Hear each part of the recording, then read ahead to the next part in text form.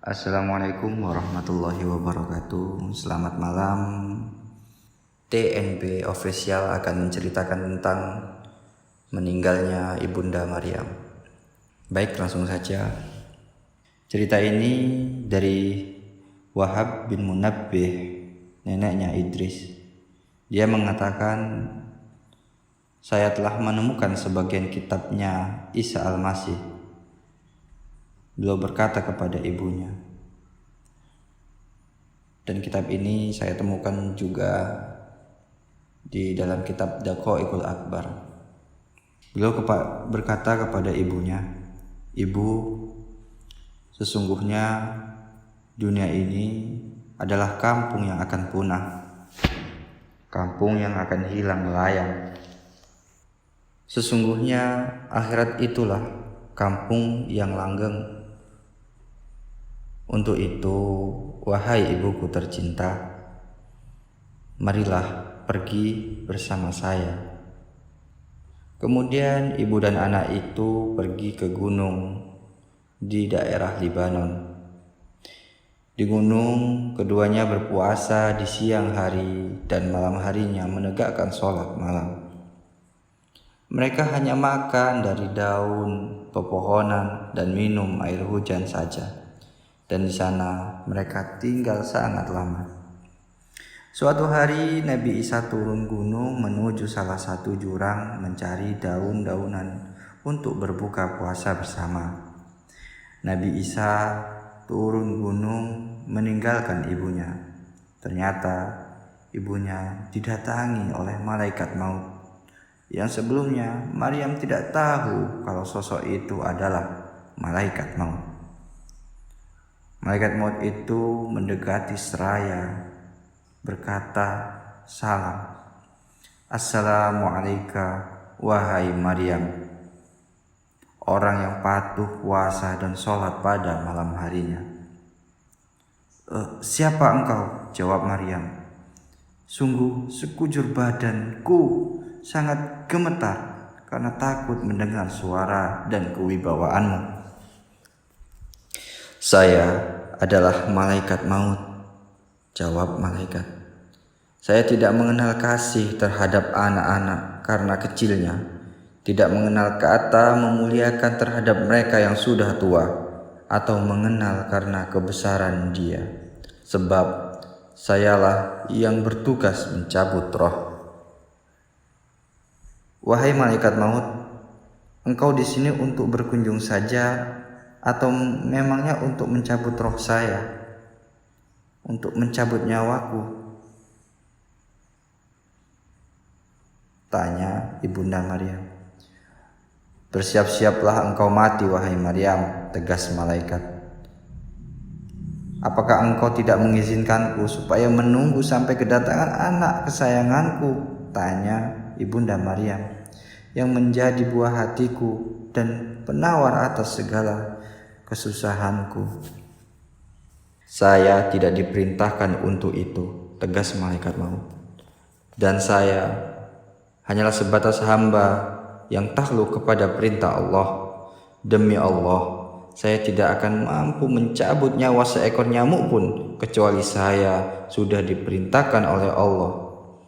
Hal ini supaya saya tidak menyia-nyiakan waktu sedikit pun sehingga saya mencabut rohmu di tempat ini juga." Lalu ibunda Maryam menjawab, "Wahai malaikat maut, kalau engkau sudah menerima perintah dari Allah Ta'ala, maka tunaikan saja perintah itu." Maka malaikat maut pun mendekati dia tatkala duduk beribadah. Lalu roh Maryam dicabut dan meninggal. Nabi Isa Al-Masih terlambat datang, tidak seperti biasanya. Bahkan ia kembali sampai masuk waktu asar, akhir mendekati maghrib. Dia membawa sayur mayur sekaligus kubis. Setelah meletakkan sayur mayur tersebut, kemudian Nabi Isa alaihissalam ikut sholat di samping ibundanya sampai larut malam. Tengah malam yang sunyi, waktunya berbuka bagi Nabi Isa Al-Masih. Dia memanggil halus kepada ibundanya, "Assalamualaikum wahai ibu." Sesungguhnya telah masuk waktu malam, waktunya berbuka puasa bagi orang yang berpuasa, serta waktu tegaknya orang yang beribadah kepada Allah.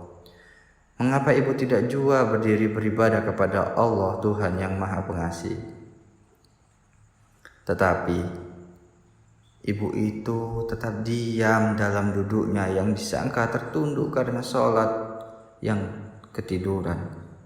Nabi Isa Al-Masih lantas mengulang perkataan terhadap ibunya.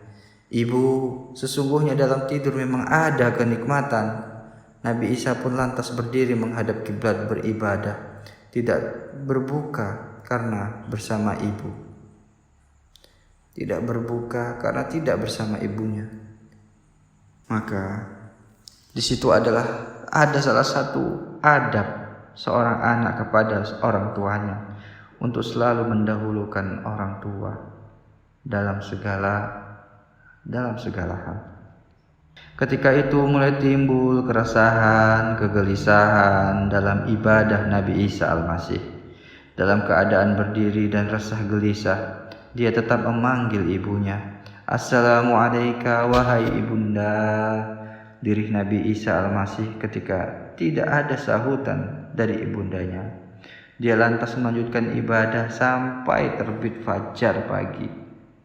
Pagi yang agak kelam ini, ia meletakkan pipinya ke pipi ibunya, sambil ia berseru memanggil ibunda, disertai tangisan keras karena ibu disangka tidak beribadah sama sekali.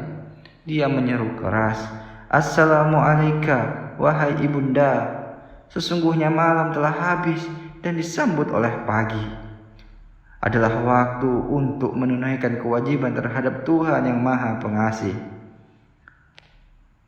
Seketika itu menangislah seluruh malaikat langit, jin-jin sekitarnya, gunung-gunung pun bergoncang sebab kerasnya tangis Nabi Isa yang tidak mengetahui bahwa ibunya telah meninggal dunia. Kemudian Allah Ta'ala mewahyukan kepada para malaikat, apakah sebab yang membuat kalian menangis? Tuhan, wahai Tuhan kami, Engkau sangat maha mengetahui apa sebab-sebab kami, apa sebab-sebab yang kami tangiskan. Lalu Allah menjawab, ya, sesungguhnya aku maha mengetahui dan aku maha kasih dan sayang. Dalam keadaan seperti itu, tiba-tiba ada suara yang berseru kepada Nabi Isa Al-Masih, wahai Isa, angkatlah wajahmu, sesungguhnya ibundamu itu sudah meninggal dunia dan Allah Ta'ala sudah melipat gandakan pahalamu. Lalu siapa lagi kawanku di saat sunyi, saat aku sendiri, serta siapa lagi teman saya untuk bertukar pikiran? Jawab Nabi Isa, bersendau gurau dalam perkataanku, dan siapa lagi yang membantu aku dalam ibadahku? Keadaan seperti ini, Allah berfirman kepada gunung, wahai gunung, berilah Isa nasihat. Gunung pun memberikan nasihat kepada Isa, wahai Isa, arti kesusahanmu ini. Apa arti kesusahanmu ini? Ataukah Allah Engkau menghendaki agar dia menjadi pendamping yang menggembirakanmu? Berangkat dari nasihat itu, kemudian Nabi Isa turun gunung, singgah dari desa ke desa untuk mencari dari kalangan tempat tinggal kalangan Bani Israel. Nabi Isa berkata kepada Bani Israel di sana, Assalamualaikum wahai Bani Israel. Kamu siapa? Jawab mereka, sungguh bagus wajahmu sampai-sampai menyinari terang rumah-rumah kami. Lalu Nabi Isa pun menjawab, saya adalah Ruhullah, Nabi Isa Al-Masih, di mana ibu telah meninggal dunia dalam perjalanan. Tolonglah saya untuk memandikannya, mengkafani dan memakamkannya. Dia sekarang ada di gunung sana. Mereka yang mendengar itu menjawab, Wahai Ruhullah, sesungguhnya di gunung tersebut banyak sekali ular-ular yang besar dan hewan ganas lainnya yang sama sekali belum pernah dilalui oleh nenek moyang kami atau ayah kami sejak 300 tahun yang lalu. Nabi Isa Al-Masih memaklumi keadaan mereka. Dia pun lantas kembali naik gunung tanpa hasil sesuai kehendaknya. Atas kehendak Allah, beliau berjumpa dengan dua orang pemuda yang gagah-gagah. Isa bersalaman kepada mereka, lalu menyampaikan maksud dan tujuan yang tadi gagah. Sesungguhnya ibu telah meninggal dalam perjalanan di gunung ini. Untuk itu, tolong bantu saya mempersiapkan pemakaman. Salah satu dari orang tersebut menjelaskan, "Wahai Isa, wahai Nabi Isa, ini adalah malaikat Mikail dan saya sendiri adalah malaikat Jibril. Dan ini obat pengawet tubuh serta kain kafan dari Tuhanmu." Sesaat para bidadari cantik jelita dari surga turun serta membantu memandikan dan mengkafani jenazah Maryam. Malaikat Jibril menggali kubur di puncak gunung dan kemudian mereka bertiga mensolati dan mengkubur di sana.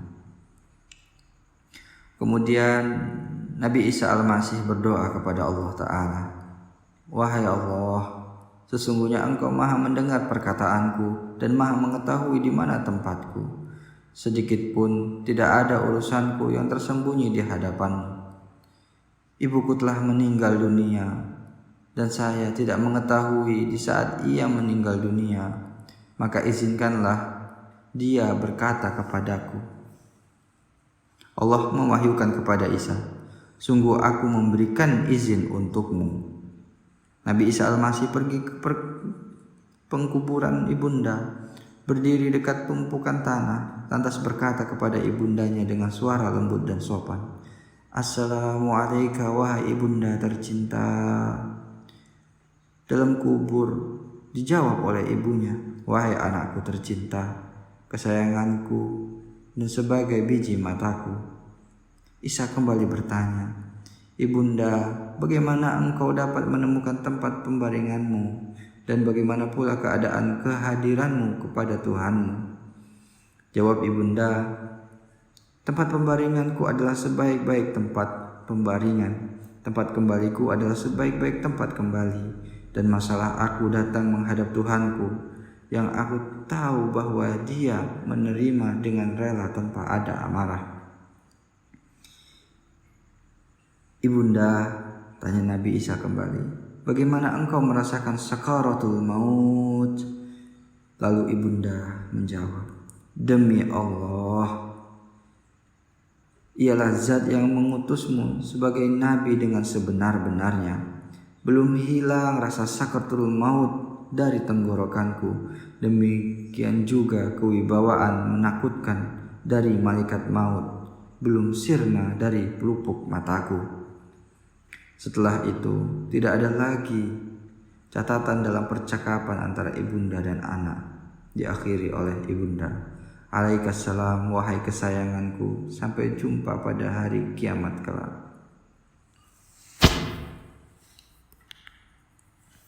Begitulah kisah dari ibunda Maryam dan Nabi Isa alaihi salam, di mana Nabi Isa sangat tawadu kepada ibundanya dan ibundanya sangat sayang sekali kepada anaknya. Mungkin sahabat belum merasakan kehilangan seorang ibu atau ayah, atau mungkin ada juga yang telah merasakan kehilangan seorang ibu atau ayah. Dan bagi teman-teman, sahabat-sahabat yang masih lengkap orang tuanya, maka tawaduklah kalian kepada orang tua. Berikan yang terbaik kepada orang tua kalian, karena hal tersebutlah yang membawa kalian nanti menuju surganya Allah Subhanahu wa Ta'ala. Begitupun orang tua yang telah meninggal, maka doakanlah di setiap waktu, karena doa-doa kalian yang sangat diharapkan oleh kedua orang tua kalian, sebagaimana cerita Nabi Isa dan ibunda Maryam yang begitu erat, yang begitu dekat antara keduanya, sehingga menjadikan ketenangan menuju Allah Subhanahu wa taala.